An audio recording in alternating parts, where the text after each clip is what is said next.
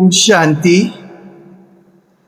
स्वपरिवर्तन के इस एकाग्र यात्रा में आप सभी का स्वागत है। मानव जीवन का एक बड़ा हिस्सा भाग्य की खोज में बीत जाता है। हम अपनी हथेलियों की लकीरों से सुख ढूंढते हैं, ज्योतिषियों से अपनी जन्म पत्री मिलवान कराते हैं और परिस्थितियों के आगे अक्सर स्वयं को लाचार महसूस करते हैं। लेकिन क्या आपने कभी सोचा है कि उस पारलौकिक सत्ता ज्ञान सूर्य शिव बाबा की दिव्य दृष्टि में आपकी असली जन्म पत्री कैसी दिखती है? आज का यह सत्र केवल सुनने के लिए नहीं बल्कि स्वयं को परखने के लिए है। आज हम उस रूहानी नशे और उन गुप्त सिद्धियों की बात करेंगे जो मास्टर ऑलमाइटी अथॉरिटी के पास स्वतः होती है। ऑलमाइटी अथॉरिटी कौन है और मास्टर ऑलमाइटी अथॉरिटी कौन है? आप आत्माएं, साधक आत्माएं। तो साधक आत्माओं के पास ये सिद्धियां स्वतः आ जाती हैं। आज हम अपनी जन्म पत्री के उन गुप्त स्तंभों को समझेंगे जो हमारे भविष्य की श्रेष्ठता को निर्धारित करते हैं। आज के सत्र में हम जो मुख्य बिंदु पर बात करेंगे वो है आत्मा की दिव्य जन्म पत्री।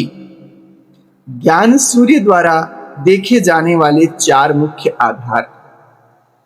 दूसरा, पोजीशन बनाम अपोजिशन, माया के हस्तक्षेप को अपनी स्थिति से समाप्त कैसे करें। तीसरा, 12 सिद्धियां। वे कौन सी 12 सिद्धियां हैं जो मास्टर ऑलमाइटी अथॉरिटी की स्थिति पर पहुंचने पर हमें प्राप्त होती हैं। चौथा, अधिकार और अधीनता, प्रकृति और परिस्थितियों की गुलामी से हम स्वयं को कैसे मुक्त करें। आज का यह चिंतन 26 जून 1974 को प्राण प्यारे अव्यक्त बाप दादा के द्वारा चलाई गई अव्यक्त मुरली पर आधारित है, जिसका शीर्षक है सर्व सिद्धियों की प्राप्ति के रूहानी नशे में स्थित रहो। तो आइए अब अपनी जिज्ञासा को बाहरी भाग्य से हटाकर उस आंतरिक मस्तक की ओर जोड़े जहां हमारी वास्तविक जन्म पत्री अंकित है। संसार के जो साधु होते हैं, सन्यासी होते हैं, ज्योतिषी होते हैं, केवल स्थूल लकीरों को पढ़ना जानते हैं। वे आपकी हथेली को पढ़ते हैं, हथेली की रेखाओं को पढ़ते हैं, लेकिन ज्ञान सूर्य परमात्मा हमारे मस्तक पर भाग्य की 4 सूक्ष्म रेखाओं का मूल्यांकन करते हैं। यह आध्यात्मिक जनपत्री हमारे मरजीवा जन्म से लेकर अब तक की प्रगति का लेखा जोखा है। मरजीवा जन्म अर्थात जब कोई व्यक्ति अपने पुराने स्वभाव और संस्कार को हमेशा हमेशा के लिए त्याग देता है, अपने पिछले जीवन की निगेटिविटी से सदा सदा के लिए मुक्त हो जाता है, तो उसका एक समझो नया आध्यात्मिक जन्म होता है, जिसे मरजीवा जन्म कहा जाता है। तो चूंकि जो भी ब्रह्मा कुमार कुमारियां हैं, वे अपने पिछले जीवन को, पिछले जीवन के संबंधों को, निगेटिविटी को पूर्ण रूप से ज्ञान और योग की भट्ठी में झोंक चुके हैं। वे पूर्ण रूप से अपने पिछले जन्मों से मुक्त हो चुके हैं। तो वे इसी शरीर में जीवित हैं, अर्थात मरजीवा जन्म है। तो जब से हम सब आत्माओं ने मरजीवा जन्म लिया, तब से लेके आज तक हमारे मस्तिष्क पे कैसी लकीरें उभरी हैं, तो उसके बारे में बाप दादा बताते हैं। कहते हैं पहली लकीर है बुद्धि की लकीर। पहले आपकी बुद्धि कैसे थी और अब आपकी बुद्धि कैसे है। आपकी बुद्धि की लाइन क्लियर है, स्पष्ट है, और आपकी बुद्धि विशाल है, बेहद की बन चुकी है, क्लियर है, ब्रॉड है, अनलिमिटेड है। आपकी बुद्धि महीन हो चुकी है। दूसरी लकीर है निर्विघ्न स्थिति। जब हम सब परमात्मा पिता के बच्चे बनते हैं, जब से हमने मरजीवा जन्म को स्वीकार किया है, तब से लेकर आज तक हम सबका जीवन कितना निर्विघ्न रहा है। तन के जो भोग हैं, शरीर के जो रोग हैं, उनसे प्रभावित ना होते हुए हमारा जीवन कितना निर्विघ्न रहा है। ज्ञान की धारणा इतनी स्पष्ट रीति से हमारी बुद्धि में हुई है। जितनी स्पष्ट रीति से बुद्धि में ज्ञान की धारणा होती है, उतना ही जीवन तन के रोगों से, तन के भोगों से मुक्त होता है। तीसरा है स्मृति की आयु। यहां जीवन का अर्थ स्मृति में रहना है। श्रेष्ठ स्मृति में, परमात्म स्मृति में, अपने दिव्य स्वरूप की स्मृति में अगर आप हैं, तो आप जिंदा हैं, तो आपकी आयु है। जैसे संसार में कहते हैं ना, विशेषकर क्या देखते हैं, आयु की रेखा। कितनी लंबी है आयु की रेखा, यह ज्योतिषी लोग बताते हैं और लोग खुश होते हैं। ऐसे आपकी मरजीवा जन्म की आयु की रेखा कितनी लंबी है, यह आपके स्मृति स्वरूप होने पर निर्भर करती है। वे आपके इस आध्यात्मिक उम्र की आयु को दिन और वर्षों में नहीं मापते, बल्कि जागरूकता के क्षणों में, स्मृति के क्षणों में मापते। मान लिया जाए कि आप 20 सालों से ज्ञान में चल रहे हैं, मरजीवा जीवन जी रहे हैं, लेकिन आपका जीवन बड़ा ही साधारण रहा है, बड़ा ही अलबेला रहा है, पुरुषार्थहीन रहा है। स्मृति के क्षणों में आप बहुत कम रहे हैं। उन क्षणों को अगर मिला के देखा जाए तो 2 वर्ष हुआ।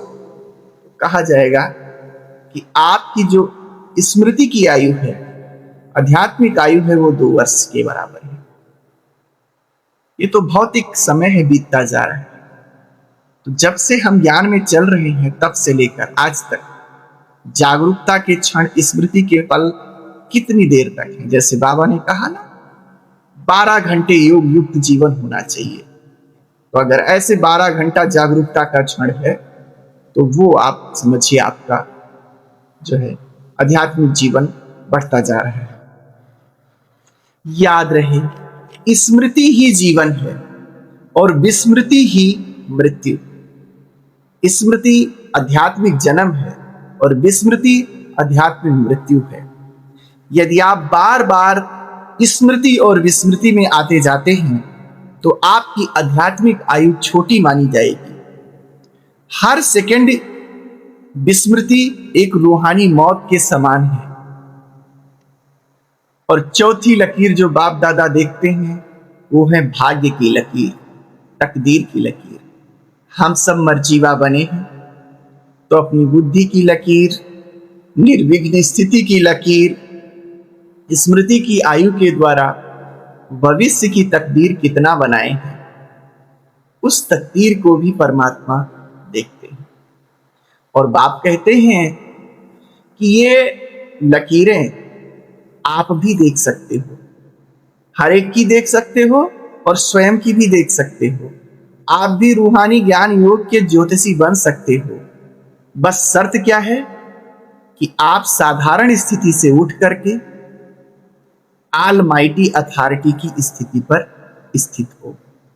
अगर आप मास्टर ऑलमाइटी अथॉरिटी की स्थिति पर स्थित होते हैं तो आप स्वयं के इन लकीरों को देख सकते हो, अपनी जन्म पत्री स्वयं निकाल सकते हो। आपकी पढ़ाई और कमाई का खाता कितना जमा है, क्या आप उसमें रेगुलर और पंक्चुअल हैं?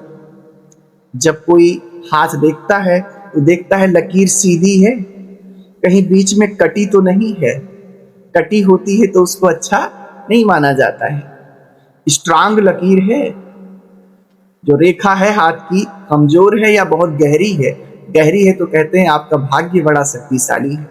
तो ठीक इसी प्रकार से बाप दादा कहते हैं यहाँ पे कि आपकी जो पढ़ाई है, स्टडी है, ज्ञान है, योग है, वो कितना रेगुलर है, खंडित है या अखंडित है, कितना पंक्चुअल है। आपकी सफलता की रेखा इसी आधार पर तय होती है।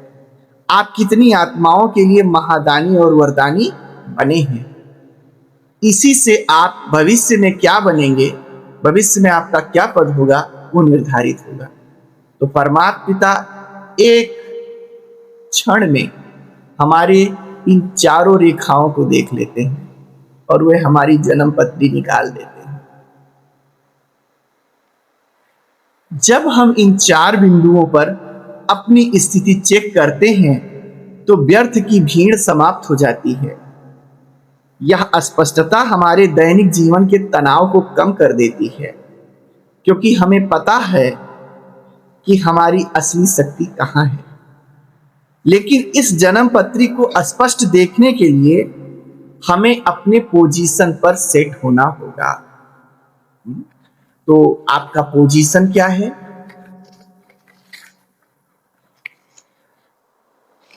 आपका पोजीशन है मास्टर ऑलमाइटी अथॉरिटी। जब आप इस श्रेष्ठ पोजीशन पर स्थित होते हैं तो माया का कोई भी अपोजिशन आपके सामने टिक नहीं सकता। भ्रम, अस्पष्टता या कोई और भी जो माया के रूप हैं, वे आपकी बुद्धि को छल नहीं सकते। आप अपनी जन्म पत्री और आराम से सही ढंग से निकाल सकते हैं। यहां एक उदाहरण हम सब ले सकते हैं कि जैसे कोई उच्च पदाधिकारी होता है तो उसकी अथॉरिटी होती है अपने पद की, तो उसके कार्य में कोई विघ्न डालता है? नहीं डालता है। क्यों? क्योंकि सब जानते हैं कि ये अथॉरिटी वाला व्यक्ति है, इसके सामने अगर हम विघ्न डालेंगे तो हमारा नुकसान हो जाएगा। ठीक इसी प्रकार से जब आप ऊंची अथॉरिटी पर स्थित होते हैं तो माया आपके चेकिंग में विघ्न नहीं डाल सकती, हस्तक्षेप नहीं कर सकती। जैसे एक उच्च पदस्थ अधिकारी के सामने कोई साधारण व्यक्ति विघ्न डालने की हिम्मत नहीं करता, वैसे ही जब आप अपनी अथॉरिटी में होते हैं तो परिस्थितियां आपके मार्ग का बाधा नहीं बनती। जैसे ही आप अपनी पोजीशन से नीचे उतरकर साधारण बनते हैं तो फिर अपनी तुलना किससे करने लगते हैं? साधारण से। रीति रिवाजों की तुलना किससे करने लगते हैं? साधारण संसार के रीति रिवाजों से। फिर वही माया प्रवेश कर जाती है। जब आप विशिष्ट हैं तो आपके लिए रूल्स रेगुलेशन सब विशिष्ट होंगे। तो बाबा यहां कहते हैं कि जैसे आप अपनी पोजीशन से नीचे उतरकर साधारण बनते हैं, माया का हस्तक्षेप शुरू हो जाता है। माया मुख्य रूप से 5 क्षेत्रों में हमला करती है। आपके मनसा हमला करती है, वाणी में बदलाव आ जाता है, कर्मों में बदलाव आ जाता है, संबंधों में बदलाव आ जाता है और संपत्ति में बदलाव आ जाता है। तो इसलिए हमें अपने पोजीशन की सीट पर, अर्थात जो जो बाप दादा ने हम सबको सम्मान दिया है, उन स्वमानों से नीचे नहीं उतरना है। सीट से नीचे उतरे तो जितने विरोधी हैं वो सक्रिय हो जाते हैं। वर्तमान समय में भी देख लो, जब तक कोई सीट पे है कोई विरोधी नहीं, जैसे उसका पद खत्म होता है सब विरोध करने लगते हैं। इसलिए अथॉरिटी वाले बनकर रहो हमेशा। यदि आप अपनी स्थिति में ढीले हैं तो आपकी संपत्ति साधनों में भी माया विघ्न डालती है। ऐसे जब आप लूज हो जाते हो तो माया क्या करती है, सब आप पर जो है अपना प्रभाव डालती है। बाबा स्पष्ट करते हैं कि आत्मा इन 4 चीजों के अधीन हो जाती है, वह कभी अधिकारी बन नहीं सकती। कब अधीन हो जाते हैं? जब हम पोजीशन को छोड़ देते हैं और अपोजिशन में आ जाते हैं, तब माया के प्रभाव में हम आ जाते हैं। कौन कौन सी चीजों पे हम अधीन हो जाते हैं? जब हम साधारण समझते हैं तो प्रकृति के अधीन हो जाते हैं। प्रकृति पंच तत्व अर्थात ये शरीर की कर्मेंद्रियां, हम इनके अधीन हो जाते हैं। और अगर कोई बात आती है तो तुलना भी करते हैं। किससे? साधारण आत्माओं से, कि संसार में भी तो ऐसे है, हम भी ऐसे हैं। आप साधारण आत्माओं से तुलना कर ही नहीं सकते क्योंकि आप साधारण हो ही नहीं। एक राजा का लड़का प्रजा से तुलना कर रहे अपनी, तो कहां संभव है, कहां अच्छा लगेगा। संसार के नियम और परंपराओं से हम अपनी तुलना करने लगते हैं, नहीं कर सकते। संसार की आत्माएं प्रकृति के अधीन है, तो क्या आप ही हो सकते हैं? नहीं। तो इसलिए प्रकृति के हम अधीन हो जाते हैं, मौसम और शरीर के तत्वों के अधीन हो जाते हैं। दूसरा, परिस्थितियों के अधीन हो जाते हैं। कब? जब हम अपने पोजीशन से नीचे उतरते हैं तो बाहरी हालातों के कारण हम विचलित हो जाते हैं। तीसरा, व्यक्ति के अधीन हो जाते हैं। व्यक्तियों के व्यवहार, निंदा स्तुति के आधार पर हम अपनी शांति खो देते हैं। व्यक्तियों के कहने मात्र से, उनके व्यवहार से अगर हमारी आंतरिक स्थिति बदलती है तो इसका मतलब हम उस व्यक्ति के अधीन ही हो गए। चौथा, वैभव। यदि आपकी खुशी आपके बैंक बैलेंस में है या गैजेट्स पर निर्भर करती है कि ये चीज जब मेरे पास हो जाएगा तब हम खुश रहेंगे, तो आप उस वैभव के, उन चीजों के आप अधीन हो गए। अब अधीन आदमी कभी अधिकारी नहीं बन सकता है और ना अधिकारी किसी को बना सकता है। तो इसलिए हम सबको सदैव अपने पोजीशन में सेट रहना है, तब जाके ये सिद्धियां हमारे जीवन में दिखेंगी। जब हम इन 4 चीजों के गुलाम बनते हैं तो हम दूसरों को अधिकार नहीं दे सकते। अपनी पोजीशन में स्थित होने पर ही हम उन 12 सिद्धियों के द्वार को खोल सकते हैं। सिद्धियां कोई चमत्कार नहीं है, ना कोई जादू है, बल्कि एक मास्टर ऑलमाइटी अथॉरिटी की स्थिति के स्वाभाविक बाई प्रोडक्ट है। सिद्धियां आपका स्वभाव बन जाती हैं। आपका कार्य, आपका लक्ष्य तो कुछ और था, लेकिन ऑटोमेटिक वे आपके जीवन का अंग बन जाती है। जब आत्मा सर्वशक्ति संपन्न होती है तो उसे ये सिद्धियां स्वतः प्राप्त होती हैं। तो आइए हम पहले 12 सिद्धियों के नाम जानते हैं, उसके बाद एक एक पे चर्चा करेंगे। पहला, निरोगी काया हो जाती है। ये भी एक सिद्धि है। प्रकृति पर विजयी हो जाते हैं आप। दुखी को सुखी बनाने का सामर्थ्य आ जाता है। निर्बल को बलवान बना सकते हैं। संकल्पों पर नियंत्रण आ जाता है। 5 विकारों पर विजय हो जाते हैं। त्रिनेत्री बना सकते हैं। प्राणदान दे सकते हैं। भटकी आत्मा को ठिकाना दे सकते हैं। लंबी आयु प्राप्त कर सकते हैं। अकाल मृत्यु से स्वयं का बचाव कर सकते हैं और राज्य भाग की प्राप्ति कर सकते हैं। ये 12 सिद्धियां हैं।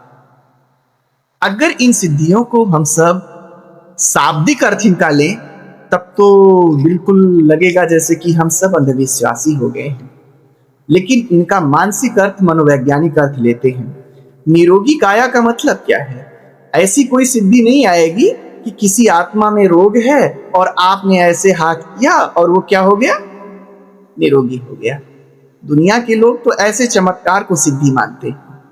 नहीं, निरोगी काया का अर्थ ये है कि जब आप अपनी पोजीशन पे सेट रहेंगे, सर्वगुण संपन्न रहेंगे, तो आपका मन इतना शांत और शक्तिशाली रहेगा कि तन आपका रोगी हो ही नहीं सकता, क्योंकि 60% जो बीमारियां हैं वे मन के कारण। जब हम मन में उल्टा सुल्टा सोचते हैं, तब वैसा ही हमारे अंदर जो अंतःस्रावी ग्रंथियां हैं, कोई स्राव कम मात्रा में होना चाहिए, वो ज्यादा हो गया, ज्यादा होना चाहिए, कम हो गया, वो अंतर का जो सिस्टम होता है वो डिस्टर्ब होता है, और उसकी वजह से फिर हमारे अंदर रोग बन जाते हैं। तो एक मन अगर स्वस्थ है तो तन स्वस्थ ना हो, यह संभव नहीं है। तो पहली सिद्धि ये आती है जब हम अपने पोजीशन पे सेट रहते हैं कि हम निरोगी हो जाते हैं, और हमारे आसपास संबंध संपर्क में जो आत्माएं रहती हैं, चूंकि हम स्वयं हील हैं, तो हमारी वृत्ति के द्वारा, बोल के द्वारा, कर्मों के द्वारा वे भी हील होती रहती है, तो वे भी निरोगी हो जाती है। इस प्रकार से ये एक सिद्धि ही हुई। दूसरा, प्रकृति पर विजय। हमारे शरीर में पंचतत्व हैं, हमें इनका इतना गहरा ज्ञान हो जाता है कि हम इन पंच तत्वों को संतुलित किए रहते हैं अपने जीवन में। क्या लेना है, क्या नहीं लेना है, कब खाना है, कब नहीं खाना है, कब जल तत्व की जरूरत है, कब अग्नि तत्व की जरूरत है, कब आकाश की जरूरत है, ये हमको पता होता है, और उस हिसाब से हम इनको संतुलित किए होते हैं, तो हमारा ये शरीर हमारा सहयोगी बन जाता है, और इस प्रकार से हम पंच तत्वों पर भी विजय प्राप्त कर लेते हैं। विजय प्राप्त करने का मतलब ये पंच तत्व हमारे सहयोगी बन जाते हैं। दुखी को सुखी बनाना, अपनी शांति के वाइब्रेशन से तड़पती आत्माओं को आप सुख दे देते हैं।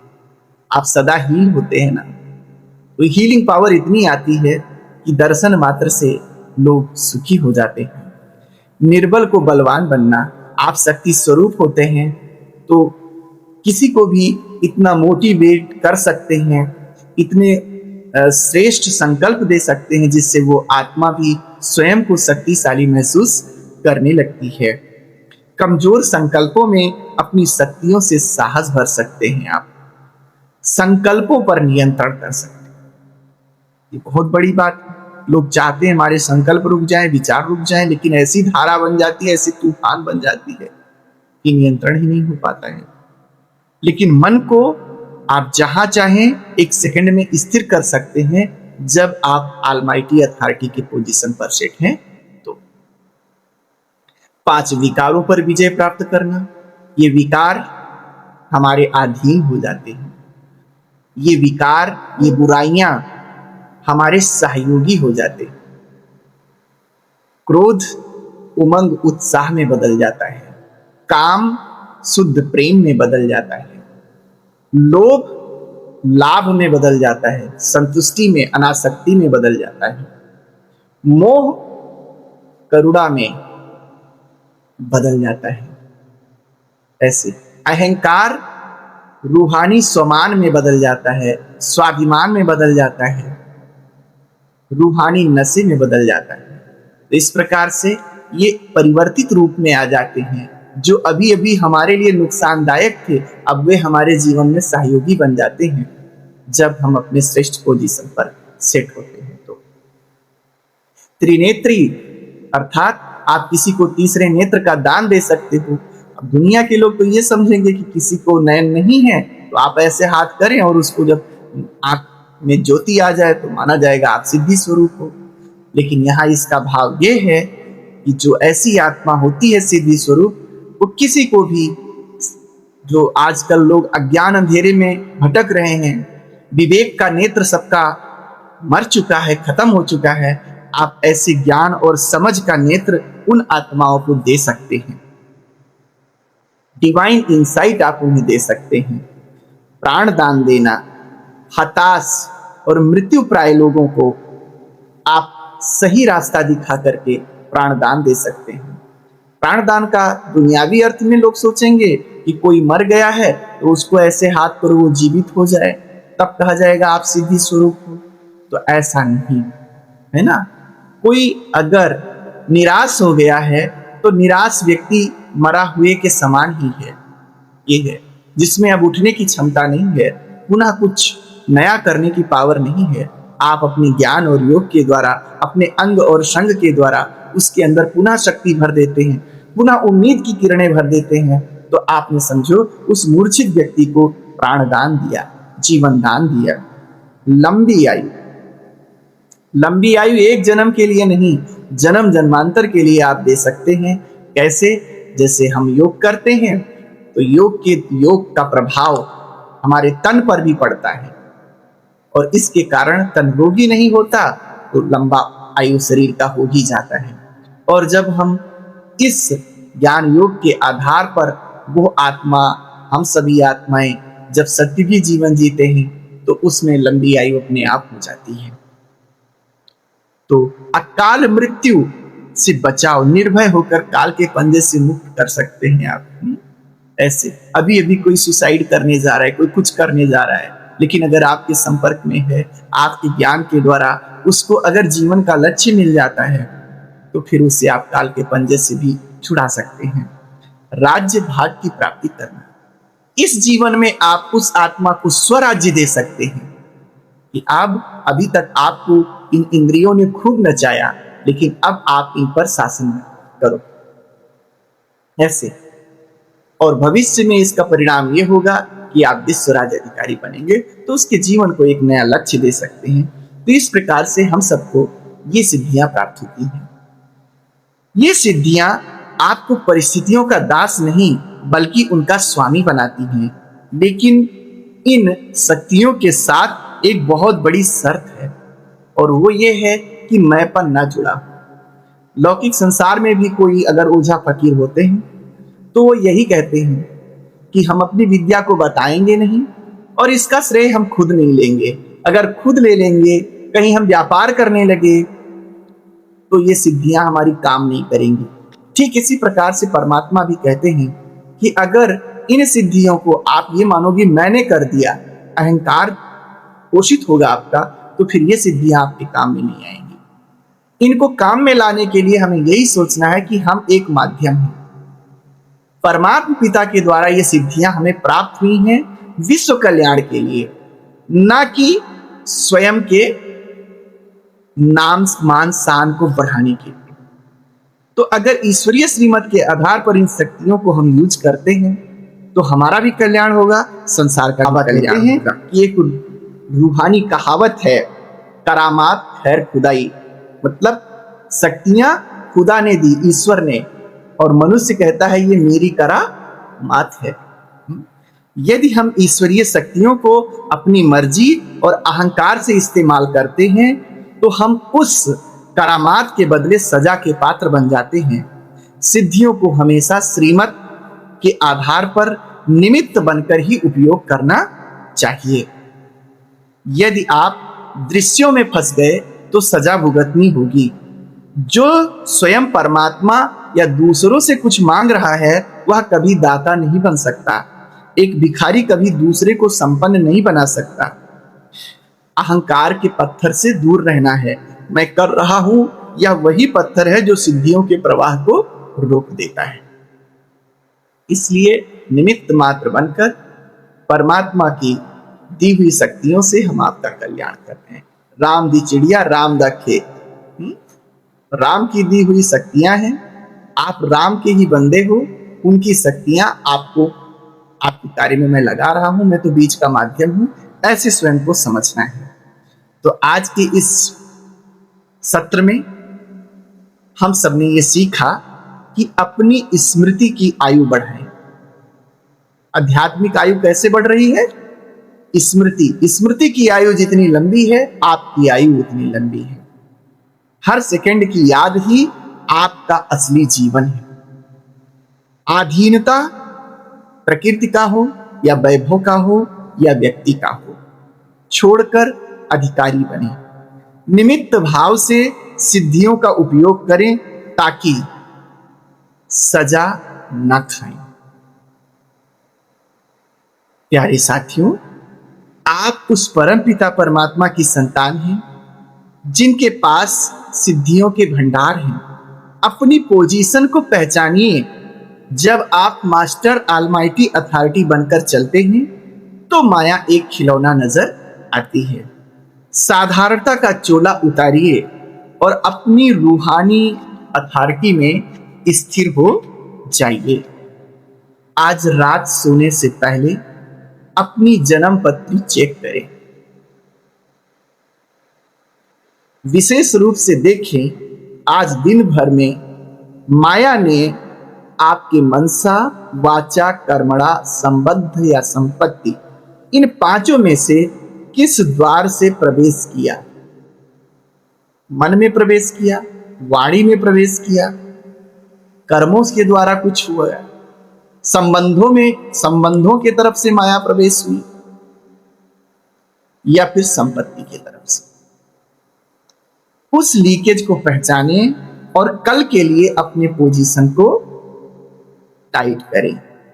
अपनी रूहानी शान में रहें, सर्व सिद्धियों के अधिकारी बने। इन्हीं शब्दों के साथ आप सभी को बहुत बहुत धन्यवाद एवं शुभकामनाएं। ओम शांति।